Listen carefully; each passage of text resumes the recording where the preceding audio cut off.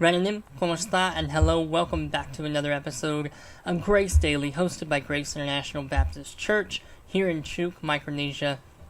Glad to have you with us today. Again, I would encourage you, if you have not done so, or if you're new to the channel, please like, subscribe, and share so that we can get that message out as far as we can.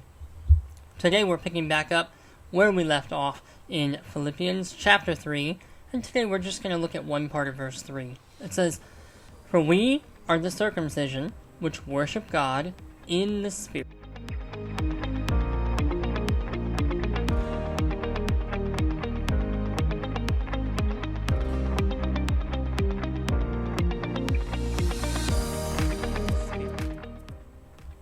Shortly after we moved here, Sarah and I both got extremely ill for a pretty extended amount of time. Our stomachs hurt, we were nauseous, we were weak, and a host of other things. But do you know who wasn't? Our 1-year-old bouncing baby. She had more energy than we knew what to do with.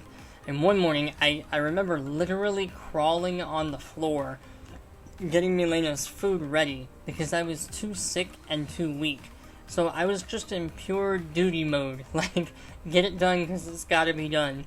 And that was where I was at in that moment. And these legalists that Paul is warning about, these are the legalists. That's what is happening here.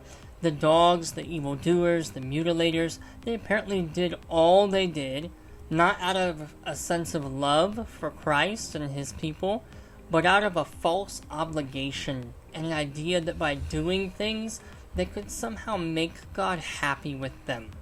They were in duty mode all of the time. And our text today says that we worship God in the Spirit. The essence behind this word worship is one that actually means to serve.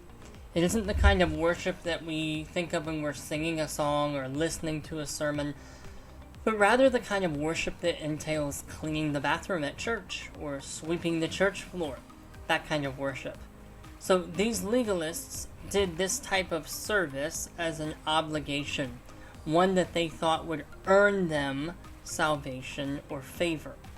But we have a better reason to worship and to serve through the Spirit.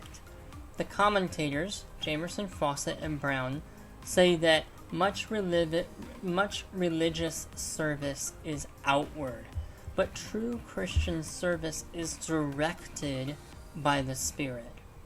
And I get it. There's times where we just simply show up and we do our duty, and it doesn't feel much like worship. Okay, I've been there, and I know that we all have. But this is why I love Proverbs 16:3. It says, "Commit thy works unto the Lord, and thy thoughts shall be established." In other words, start doing the work for God, and let him change your motives for you. But what kind of service are we doing?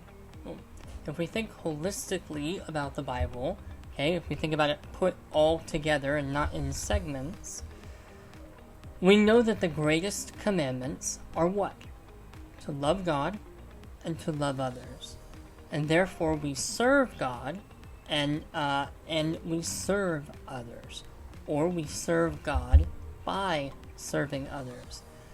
But we have the privilege of all of this being motivated by the Spirit.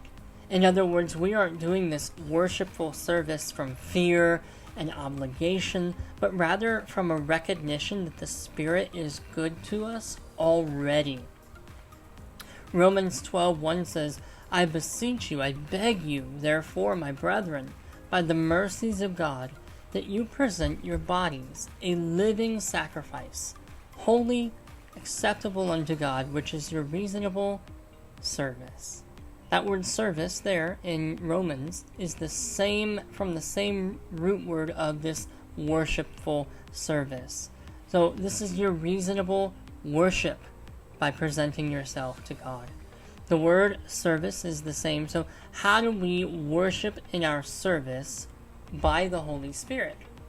Well, we show up. We present our bodies. We let him lead. Because if we serve in any other way than by the Spirit, according to Romans 8 and 9, we cannot please God. So then what's the takeaway? What are we going to do today? Well, first, check your motives. Why are you worshiping and serving the way that you do? Second of all, relax. Let the Spirit lead your service. And then finally, enjoy it. Being used by God is fun, it's rewarding, it's exciting. So don't just be a stuffy legalist that has to serve out of fear that we're going to tick God off if we don't do that. But rather be a liberated Christian that gets to serve and worship by the Spirit. Grace and peace, my friends.